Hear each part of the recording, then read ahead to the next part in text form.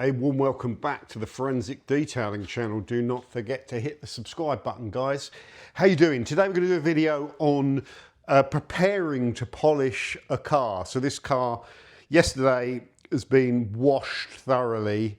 It was chemically decontaminated with fallout remover, which virtually nothing, no purple on this car at all. And it was wiped over with a tar and glue just to loosen any tar films. There was none on there. Yeah, and then there was contact washed and all that sort of stuff. And the screen was polished, you know, scrubbed with the abrasive to remove any films on there. And there were no films on there. I don't think there was any. Everything seems to be really like well stripped back, and we've got fresh paint on the front bumper and rear bumper. So we haven't decontaminated that because it's just fresh. It has been a couple of weeks since it's painted, so it's fully cured off. I'll talk about those bumpers in a little while. So we're preparing to polish the car. So the first thing is you want to get yourself organised. I've wiped down every single work surface because the garage can get a bit dusty over time, and if you're putting microfibre cloths down on top of it, they'll attract the dust and all that sort of stuff. So just a little sanity check. I did sweep out the floor, but the floor's not perfect in here. We've got all our lights done. All our batteries are charged up for today because we're going to be going through lots of charge cycles on our polishers. What's our approach with this car? Well, the first thing is, I just wanted to have a look because this car has been fully repainted. I've been having problems with this. I'm not sure if it's going to work.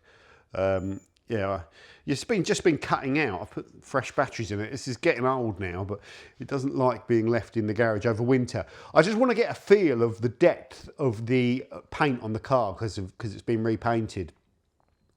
And the thing that's standing out for me is the bonnet has a lot of paint on it. 500 microns of paint, like half a mil, which is huge. So that's been repainted. And it may have had to have been repainted again without being bare panelled because that's an unusually high amount of paint. Most of the rest of the car down this side is a bit more normal for a paint job, but 266 is still high because I think this was bare metalled. You'd expect, really, if a car gets bare metalled, I don't know, more than factory, so you might get high 170s to 200. But anyway, I don't know. That just sounds to me like a little bit high. 207, yeah, a little bit more normal. The roof we can't measure because it's carbon fibre or Kevlar or something. That's plastic. Bumpers we can't measure with this device, plastic. So all along here we're in the kind of 200s to 250s. On here, we're in the 450s to 500s. On this side of the car, if this bloody thing works, we're, yeah, just giving me grief. Well, okay, this side of the car is about 150, or it does vary, but let's just see if I can get you a reading without this thing cutting out. Oh, that's interesting. It's inconsistent. Oh no, okay, well it's consistent with the other side. I got a reading when I did it before of 150. I mean, you will get variance there. Look, there's an example. Yeah, so over on this section here, there does seem to be a little bit less paint. Yeah, so this section's a bit lower than there, variance of 100 microns. So the paint's just gone on a little bit thicker towards the end of the car. But you don't know if, look, I mean, yeah, quite a lot of variance. It's less accurate, this machine, when you want reading on curbs, but a little bit lower. So that's what I'd kind of expect. That's what I kind of would expect for this. So we just need to be, well, there's nothing really we can do about it, okay, first of all, but it just gives me an idea, a sanity check. And you could spend a lot longer going over this car, taking more readings and like making notes and all that sort of stuff. But it's really just a finger in the wind. Get off. Turn off. Turn off, you little swine. There we go. Oh, no. Yeah, okay.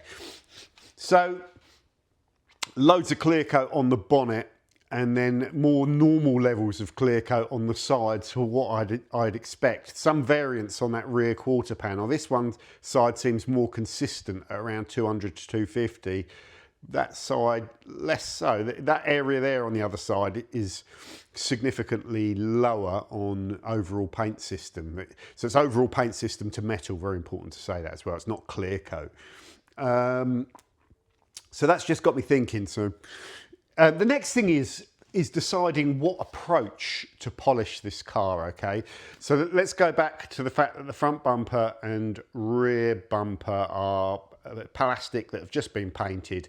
It's a good paint job as well. It was done down at ASR down in Durban Road.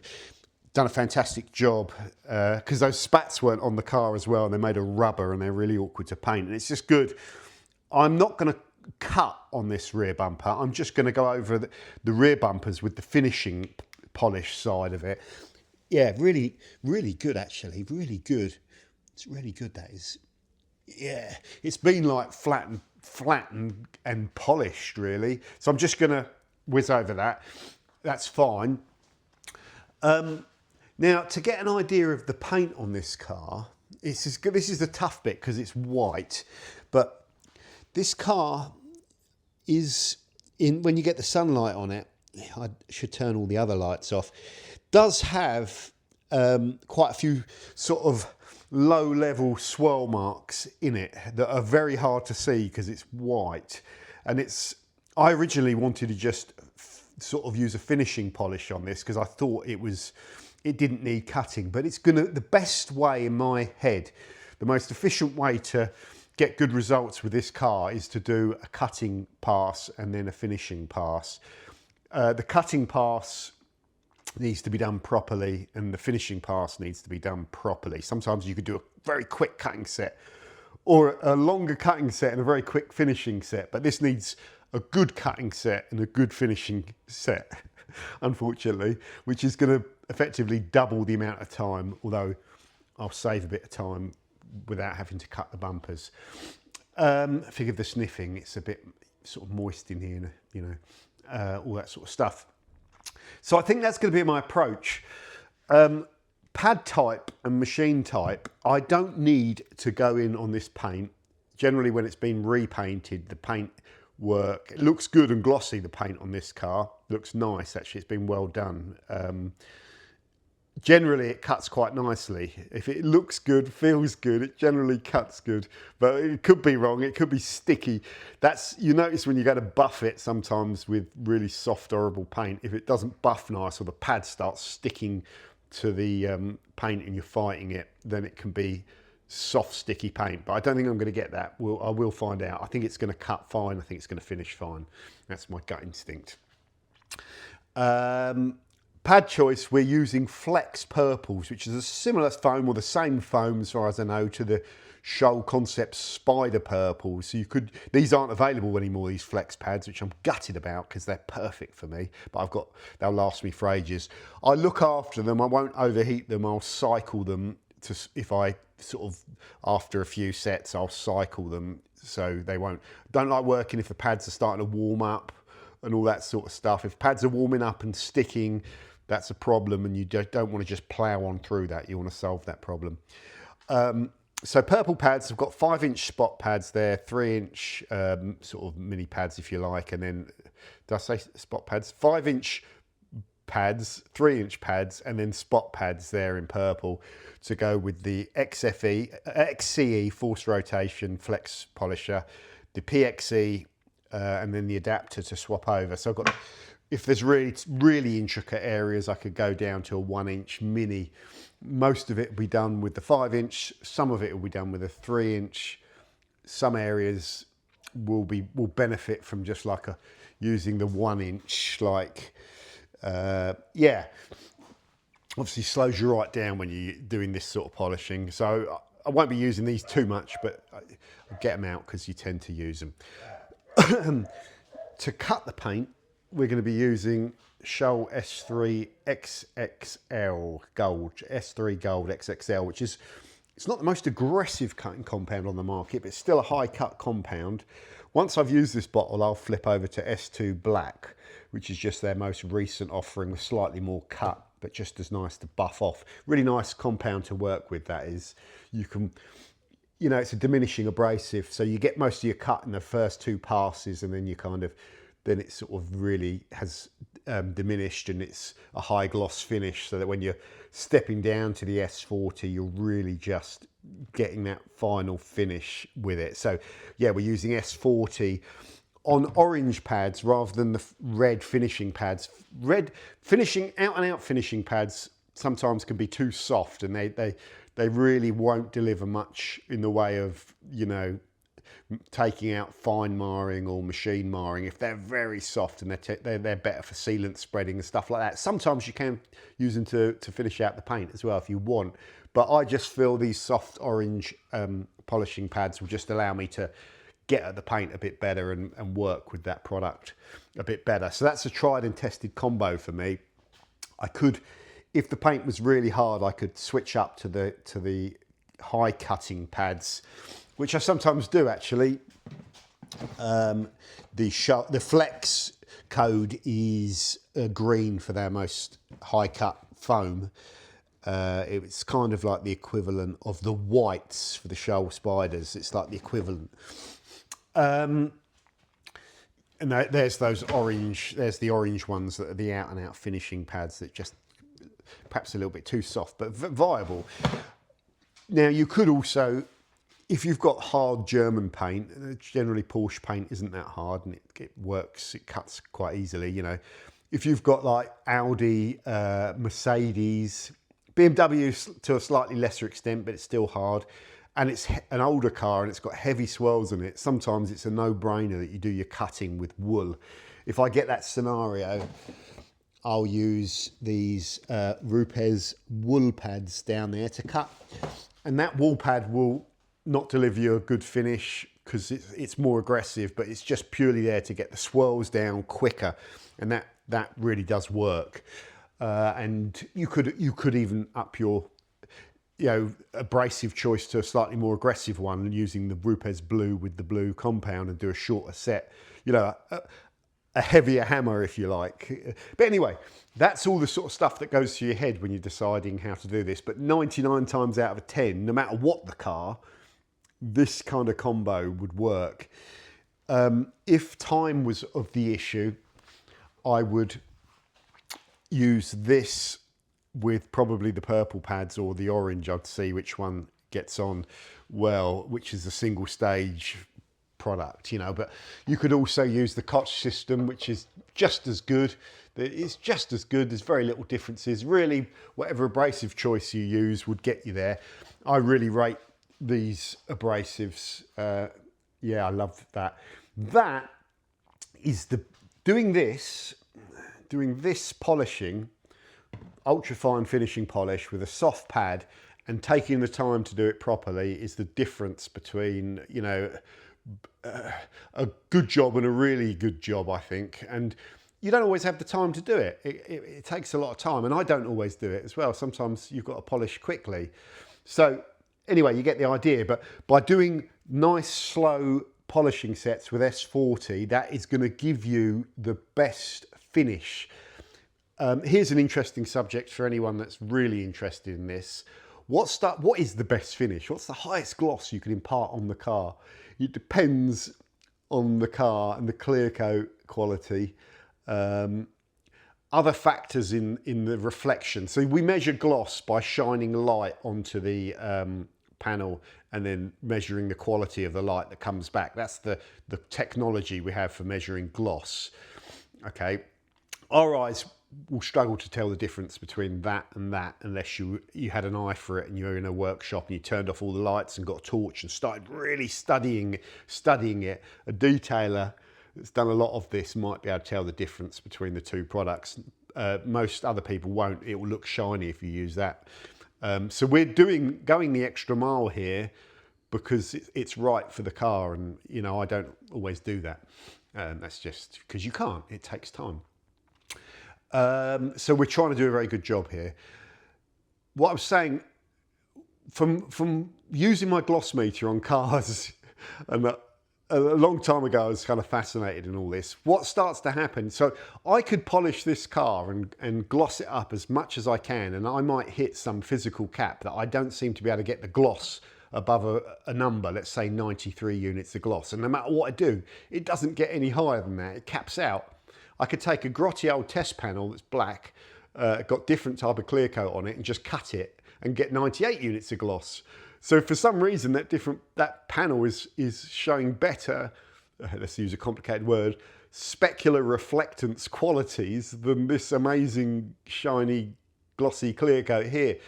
So lots of things go on to contribute that. So if you are interested in capping out gloss, I wouldn't be interested in so much in the number of the gloss that you achieve. Like, if you can't get it any higher than 93, you're not going to get it any higher than 93. But what happens is the instrumentation that I've got has got a reading called R-spec, which is a fine, it's taking this spectrum of light that bounces off the panel and goes back into the diode, and it uses that to calculate its 20-degree gloss on the 20-degree angle.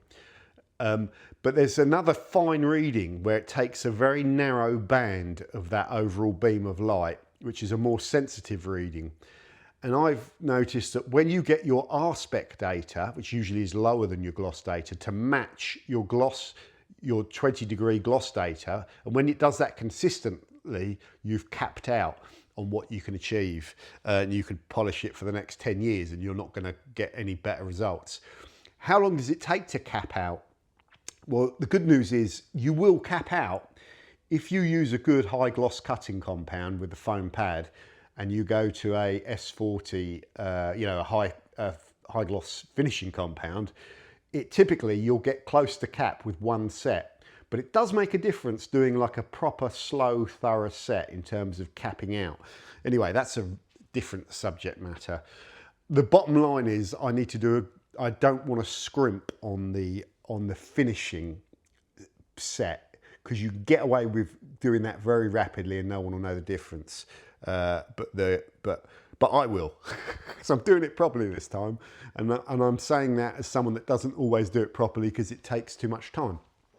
Okay, taping up. Why do you tape all this stuff up? This car has got brand new rubbers everywhere. When you polish over them, you pull dirt into the pads, and you don't want to be putting that dirt over the paintwork. You know, you push polish underneath, you push wet polish on top of this, which you can even wipe it off when it's wet and it comes off, but it's oily and greasy, and sometimes you wipe it off and think it's all gone, and it can dry later on and you could have a little patchy stain or something. So this makes it easier to just protect the rubber, protect the pads, and just isolate the area that you're polishing. So there's nothing that can go wrong when I polish this section. Potentially. Right. But John, you haven't taped up everything. So something like this is quite awkward to tape up, but this rubber line sits below the actual panel line. So as long as I'm careful and I've just polished up to where it starts to taper down, I should be okay there. But some people might argue you should tape up all that whole headline as well. Badges, same sort of thing. They're dirty around the edges, and there's even dirt underneath those badges you can't get at. You don't want to be putting polish on top of those badges. It can dry in and all that. So it's to make my life easier. You could also argue that you could tape this up. Again, the rubber's recessed in there, so I'll just be going down to it. It's nice and clean. Sometimes I tape these up, but I will just do a little mini polishing set on there. I don't think I'm going to go nuts in terms of polishing into that hole. You might want to. Depends on what standards you're working to and all that sort of stuff. I should really tape around that Carrera badge, which is interesting. I should. I might not. I should. Yeah, it's really nice and clean. It's just nice to get a bit of polish on the cloth and get in there and do that little bit around there by hand, because the machine can't get in there, and so we'll see about that. And again, I don't need to worry about those rear lights. There's no rubber seals, so that's pretty well taped up as far as I'm concerned. You might disagree. No, the only other thing is if I'm polishing this, then maybe mask that up. Depends how tight you want to get. A bit of contamination there. Oh, so that's that leads me to another point, is before I polish this, I will just take a clean microfiber towel, spritz a bit of panel wipe on it and just wipe over the car because it's sat in here overnight. It hasn't been windy or anything, but yeah, you can just get little bits of dust and debris fall on it. So I'll just give it a quick panel wipe just to get any little bits off it or whatever. That's pretty much it. How long is this going to take you? So I'm going to be doing two sets on each wing. This is just for cutting, so 2, 4, 9 on the bonnet, 13 at least for there, 17 polishing sets, each taking 2 to 3 minutes. Let's say 3 to 4 minutes when you've finished each set and cleaned the pad and gone again. So 4 times 17 for, yeah, I think just to do the front of this car, just to cut the front of this car is probably going to be 2 or 3 hours. Yeah, I think, yeah, my approach is going to be a little bit different. I think I'm going to work, because of space as well, what I'm going to do is get the front of the car done today, cut and finished, the whole front done, and I'm going to jack up a little bit so I get better access to there, I think, although that's going to slow me down. I don't know. It's going to allow me to do a better job of polishing. Because I haven't got to cut that front bumper, I might not jack up. We'll see. Yeah, so I want the front of the car done today. Really, the car needs to be ready for Sunday, and it's Friday. I don't have a full day on it tomorrow, so actually I'm probably going to have to push a little bit more and get front of the car and both doors done today, maybe even more. I know what I'm like. Once I get into it, I want to just keep going. I'll probably be in here till like 7 o'clock at night, and with the tunes on. So that's a video about preparing to polish. Oh, I've got all my cloths. I haven't used these cloths for that while for polishing, so I just take them out of the box. That's why they're all sitting high, and just give them a little shake out, because cloths they pull in like magnets any dust in the air. These are pretty well sealed off. I've got some ones in the bag there. These are very high quality soft Korean cloths, of Zano Borderless Blondes and Imran's more affordable kind of open pile ones. These I look after. These will all be used for that. When they're used, I'll build up a load. These two have been used for waxing, so they'll go in there. I'll build up a big load of these and I will wash them all and look after them. Yeah, the rest of them, the towels, are a big mixture of different towels that I've been using for the cleaning process, of wash mitts, all chucked in one load. I don't go through any kind of extreme kind of routines. They just go in the wash with liquid non-bio, short tumble, and then they'll go on the line to fully dry. Lighting is very important, so I don't always bust this lighting out, but especially with white paint. So we've got powerful workshop lighting here. I'll shut all the other lights down. I want to be able to black out in here a little bit as well, so I'll probably invest in like a roller blind so I can really black out this garage, because it does help, especially with white paint, to see it. But again, that's all standards, and this is just really like a hobby for me. So, but I'd want, if I was doing this all the time, I'd want a better environment than I had. I'd want a lifter. I'd want to be able to black out the area I'm working in, so I can really see with that workshop lighting what's going on. Yeah, but this is a good enough environment for me to crack on with. Jacking is not ideal. There we go. I will also seal the glass. I do need to, the interior is a bit strange. You know, I want to get it, oh, Wally, I've got the tape on there, sorry. Ripped Dan's glass off. I do want to get, the interior is nice. It's kind of half clean, but it needs a little vacuum. I need to be careful of his flocking. I don't know what I'm going to do in there. I probably won't have time to do anything in this interior, but Dan won't be bothered about that, because these seats need to come out and we've got some more work to do in there. So let's just make sure. Yeah, that's okay. That's better. I can open that door if I want to now. Yeah, so we're done. Battery's all charged up, ready to go. Oh, brushes. So after each polishing set, I'll just brush out the polish. When you're using compounds, they'll cake up more. So after each polishing set, you could just remove the cake. So you're back to a nice sort of clean pad, and you can see the pores in the pad. Be careful when you're doing your first polishing set. I try and keep my pads really clean, but that one is really clean. That one's good. This one I think isn't. I've already bashed them out, but just give them a bash out because they do. You can see like the dry polish. You can also mist just one spray of water on when you're starting. You shouldn't. These polishes don't take water well, but you can mist onto there, and it just stops.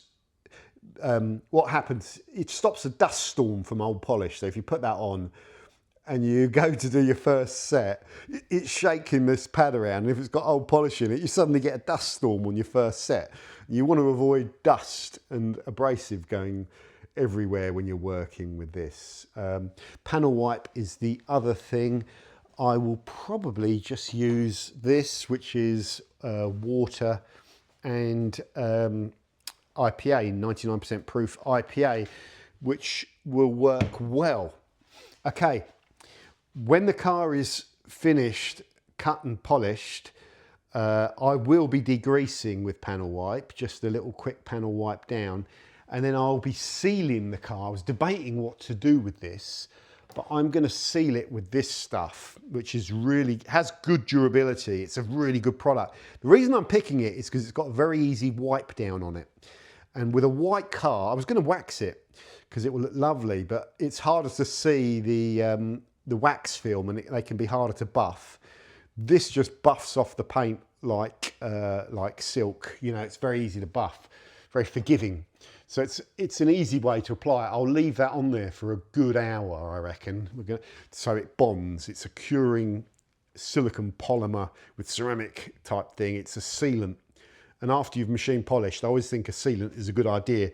Then later on in its life, you can wax on top of that if you like and do what you want with it. But a good paintwork sealant is important, yeah. And it has to be something that's easy because you're going through a process that's going to take you many, many hours, and you don't want to get to the stage where the paintwork is really good and then the last stage where you're protecting it is problematic. So I've got a keen eye for what products to use and what options are there, and everything I use tends to be really easy, but I want this to come out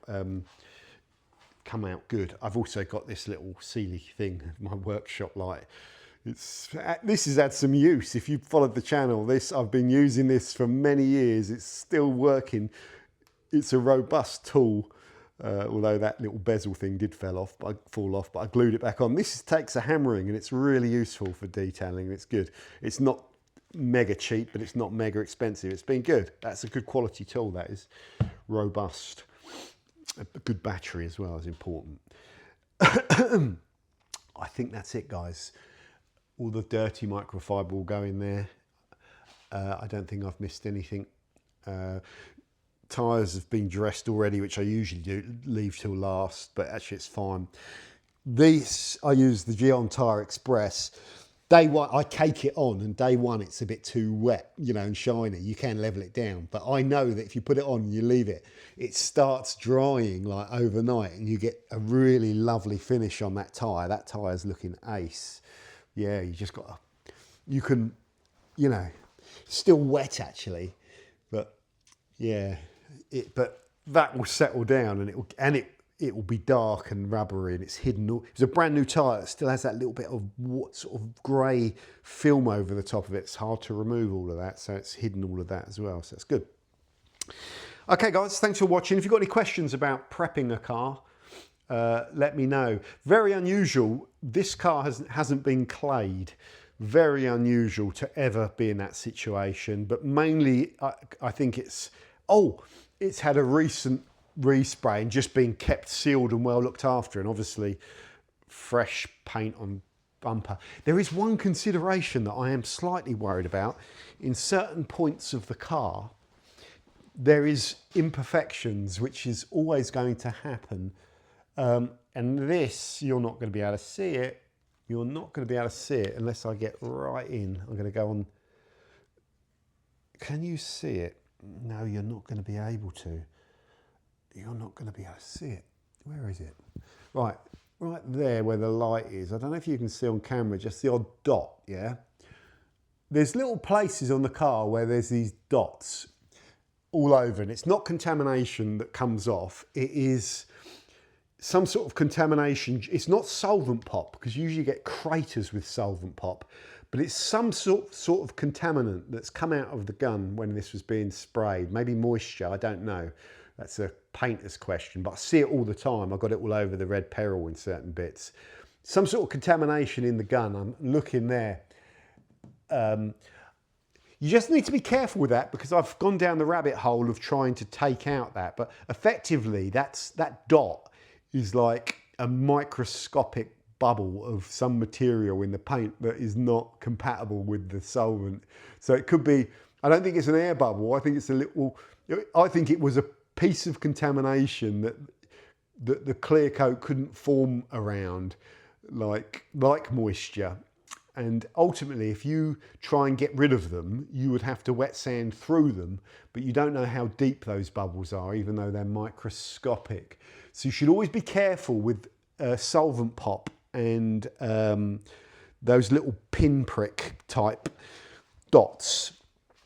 They're not all over the car, and the paint job on this car, generally, we think it was done with diligence and skill. Yeah, it's a good paint job, actually, and those dots you can only ever see if in the right light, but they are there. They are there. This has been painted quite well, because these are notoriously difficult to paint, and these often bubble up. So yeah, I just need to give it a little panel wipe before I start. Yeah, these are difficult to paint. They need to be epoxy primered, I think, and even then you can get proper blistering. You can get blistering on those, anything like that on those wings. They're difficult. Yeah, so generally this car will look really good. It will be to a good standard. I don't know how swirl free it will be, but it will be so much better than it is right now. It will be so much better, and you can see it is quite swirly, but it's all low grade swirls. The unknown for me is when I do the first cutting set, is what's going to happen is you're not going to remove. So cutting this thing, when there's swirls left after you've cut, it doesn't mean you've done a terrible job. Look, there's a swirl there, you've missed it. It just means you've lowered the clear coat a little bit, and everything that's left is deeper. You shouldn't really go chasing them, because what happens, you get the maximum benefit for the first cutting set, because it takes all the stuff off that's the top. You get the maximum improvement in that first set. If you keep cutting, you'll really, you'll start reducing some of the, so let's say we get 90% of the swirls out with that set, and we're left with 10% of swirls. If you try and then cut again so that you get another 4% of the swirls out, so you're up to 94%, and you go a third time and you're up to 96% of the swirls gone, you're losing the ability to cut the paint in future. So whatever you leave after that first set, over the next 10 years, this car's going to pick up more swirls and it's going to get washed. So you're better off leaving more clear coat so it can be cut again, I think. It does give you carte blanche or a get out of jail free card. But the bottom line is you don't want to be doing multiple sets of cutting to try and bump up the level of perfection. You want to put this car through a process. That's my approach to it. So you also want to be careful, I think, say if you found a deep scratch, you need to be careful about working on that one scratch, so especially kind of wet sanding and kind of all that sort of stuff, because what you do is you really lower the clear coat in that point, and no one will know about it, especially if you're doing this professionally. So if you see something that bugs you and you go and wet sand it right down and like do something to try and work on it, and then that car goes back out into the big wide world, may get detailed again in a year's time, and the detailer goes and cuts it all again or whatever, and then you go over that bit and you create a flat spot, you dry spot, you go through the clear coat and you start getting transfer. So you need to be careful about doing that. It may be beneficial doing it, but it's a wider story. So I guess what I'm saying to you is I'm going to be putting this through a process, and if that process works, the cutting set works, it's not sticking, it's not dusting, it's all going well, and it's giving me good results and a good level of correction, trust that process, deliver that process, then do your polishing, and what you deliver is what you get. Don't fall into the rabbit hole of thinking, oh, look, there's one there I need to try and get out. I'm going to go back and start buzzing over that and getting rid of that. No, be consistent, I think, is probably a good thing. And just trust the results. I also nowadays, with my mindset to this, yeah, trust the results and don't try and chase perfection. Still, this hunk of metal, which is a very gorgeous hunk of metal, is done 145,000 miles. It's been through a very intensive process of being repainted, which is a lot of work, a lot of labour. It's not a thing of perfection. Don't try and get it into that mindset. And if you look at things like this, all of the paint here is, you feel all that roughness, it just gets blasted off because this car gets driven, you know.